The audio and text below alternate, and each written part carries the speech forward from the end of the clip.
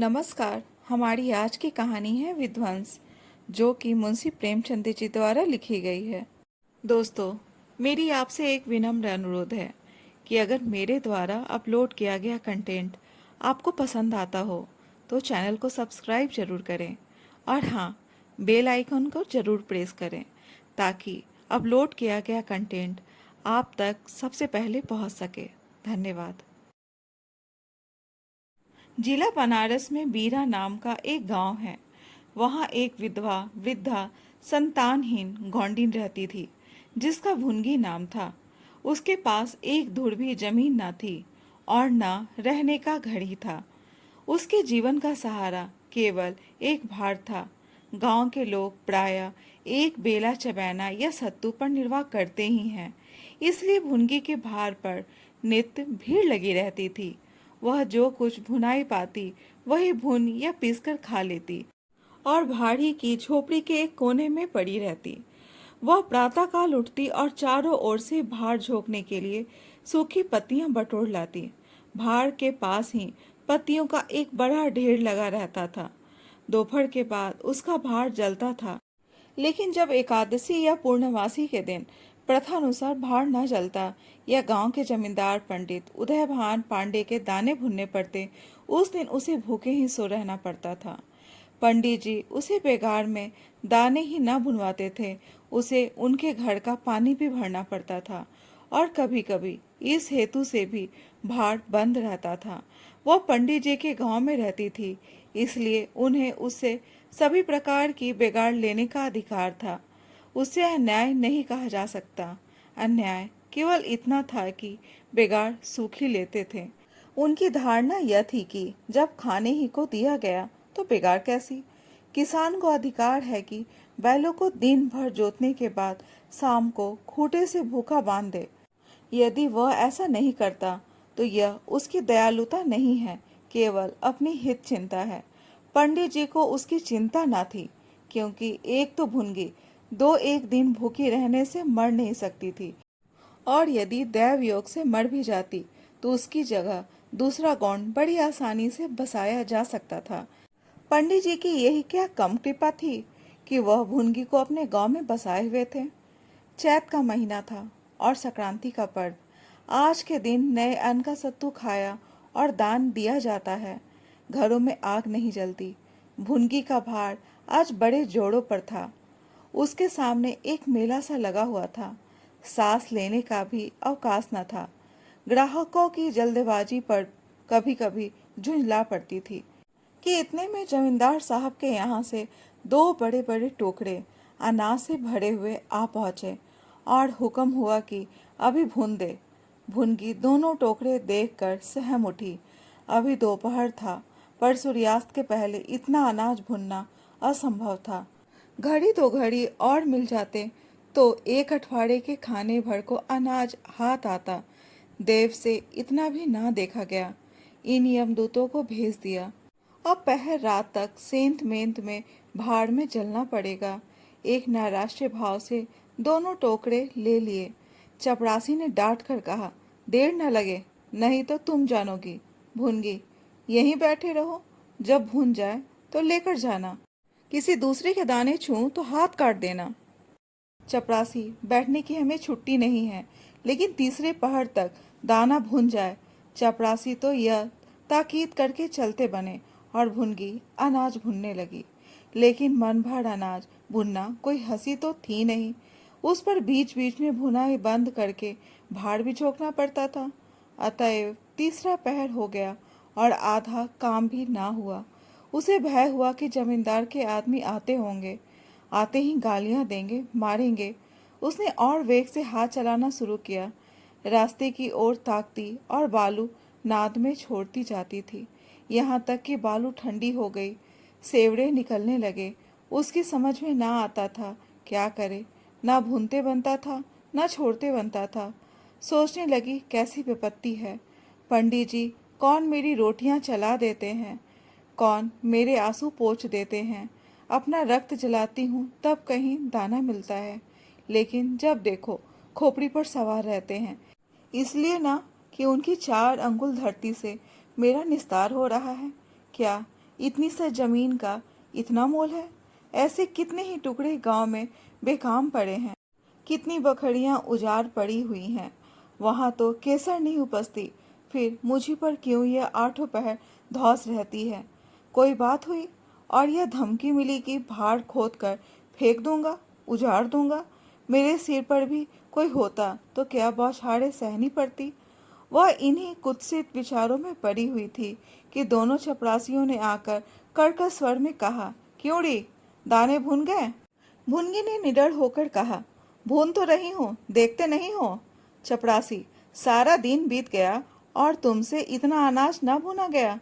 यह तू दाना भून रही है कि उसे चौपट कर रही है? यह तो बिल्कुल सेवड़े हैं, इनका सत्तू कैसे बनेगा? हमारा सत्यानाश कर दिया। देख तो आज महाराज तेरी क्या गति करते हैं। परिणाम यह हुआ कि उसी रात को भार खोद डाला गया और वह अभागिनी विधवा निरावलंब हो गई। भुनगी को अब रोटियों का कोई सहारा न रहा। गांव वालों को भी भार के विध्वंस हो जाने से बहुत कष्ट होने लगा। कितने ही घरों में दोपहर को दाना ही नामैसर होता। लोगों ने जाकर पंडित जी से कहा कि बुढ़िया को भार जलाने की आज्ञा दे दीजिए, लेकिन पंडित जी ने कुछ ध्यान न दिया। वह अपना रोब ना घटा सकते थे। बुढ़िया से उसके कुछ शुभचिंतकों ने अनुरोध किया कि जाकर किसी दूसरे गांव में क्यों नहीं बस जाती, लेकिन उसका हृदय इस प्रस्ताव को स्वीकार ना करता। इस गांव में उसने अपने आदिम के 50 वर्ष काटे थे। यहाँ के एक एक पेड़ पत्ते से उसे प्रेम हो गया था। जीवन के सुख दुख इसी गांव में भोगे थे। अब अंतिम समय वह इसे कैसे त्याग दे, यह कल्पना ही उसे संकट में जान पड़ती थी। दूसरे गांव के सुख से यहाँ का दुख भी प्यारा था। इस प्रकार एक पूरा महीना गुजर गया। प्रातः काल था। पंडित उदय भान अपने 2-3 चपरासियों को लिए लगान वसूल करने जा रहे थे। कारिंदों पर उन्हें विश्वास न था। नजराने में, ढांड बांध में, रसूम में वह किसी अन्य व्यक्ति को शरीक ना करते थे। बुढ़िया के भाड़ की ओर ताका तो बदन में आग सी लग गई। उसका पुनरुद्धार हो रहा था। बुढ़िया बड़े वेग से उस पर मिट्टी के लोंदे रख रही थी।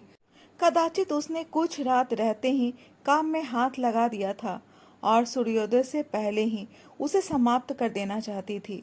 उसे लेस मात भी शंका ना थी कि मैं जमींदार के विरुद्ध कोई काम कर रही हूँ। क्रोध इतना चिरजीवी हो सकता है, इसका समाधान भी उसके मन में ना था। एक प्रतिभाशाली पुरुष किसी दीन अबला से इतना कीना रख सकता है? उसे उसका ध्यान भी ना था। वह संभवतः मानव चरित्र को इससे कहीं ऊंचा समझती थी। लेकिन हाँ, हतभागिनी, तूने धूप में ही बाल सफेद किए। सहसा उदय भान ने गरज कर कहा, किसके हुक्म से? भुनगी ने हक पकाकर देखा तो सामने जमींदार महोदय खड़े थे। उदय भान ने फिर पूछा, किसके हुक्म से बना रही है? भुनगी डरते हुए बोली, सब लोग कहने लगे बना लो तो बना रही हूँ। उदय भान, मैं अभी इसे फिर खुदवा डालूंगा। यह कह उन्होंने भाड़ में एक ठोकर मारी। गीली मिट्टी सब कुछ लिए दिए बैठ गई। दूसरी ठोकर नाद पर चलाई, लेकिन बुढ़िया सामने आ गई और ठोकर उसकी कमर पर पड़ी। अब उसे क्रोध आया। कमर सहलाते हुए बोली, महाराज, तुम्हें आदमी का डर नहीं है तो भगवान का डर तो होना चाहिए। मुझे इस तरह उजाड़ कर क्या पाओगे? क्या इस 4 अंगुल धरती में सोना निकल आएगा?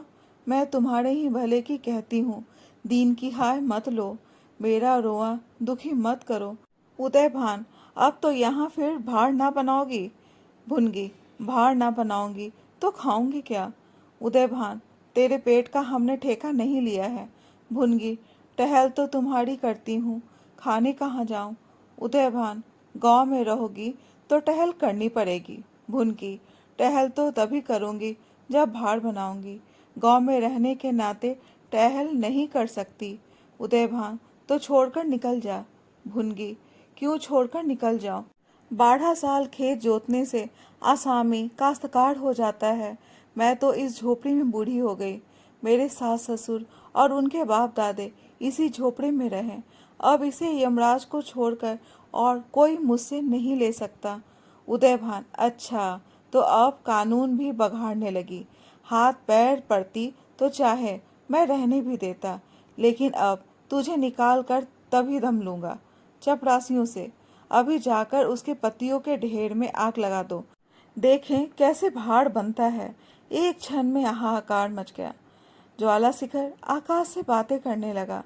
उसकी लपटें किसी उन्मत्त की भांति इधर उधर दौड़ने लगी। सारे गांव के लोग उस अग्नि पर्वत के चारों ओर जमा हो गए। भुनगी अपने भाड़ के पास उदासीन भाव में खड़ी यह लंका दहन देखती रही। अकस्मात वह वेग से आकर उसी अग्निकुंड में कूद पड़ी। लोग चारों तरफ से दौड़े, लेकिन किसी की हिम्मत न पड़ी कि आग के मुंह में जाए। क्षण मात्र में उसका सूखा हुआ शरीर अग्नि में समाविष्ट हो गया। उसी दम पवन भी वेग से चलने लगा। उधर्वगामी लपटें पूर्व दिशा की ओर दौड़ने लगी। भाड़ के समीप ही किसानों की कई झोपड़ियां थी, वह सब उन्मत्त ज्वालाओं का ग्रास बन गई। इस भांति प्रोत्साहित होकर लपटें और आगे बढ़ी। सामने पंडित उदयभान की बखार थी, उस पर झपटी। अब गांव में हलचल पड़ी। आग बुझाने की तैयारियां होने लगी, लेकिन पानी की छींटों ने आग पर तेल का काम किया। ज्वालाएं और भड़की और पंडित जी के विशाल भवन को दबोच बैठी। देखते ही देखते वह भवन उस नौका की भांति जो उन्मत्त तरंगों के बीच में झकोड़े खा रही हो, अग्नि सागर में विलीन हो गया। और वह क्रंदन ध्वनि जो उसके भस्मावशेष में प्रस्फुटित होने लगी, भुनके के शोकमय विलाप से भी अधिक करुणाकारी थी। कहानी सुनने के लिए बहुत बहुत धन्यवाद।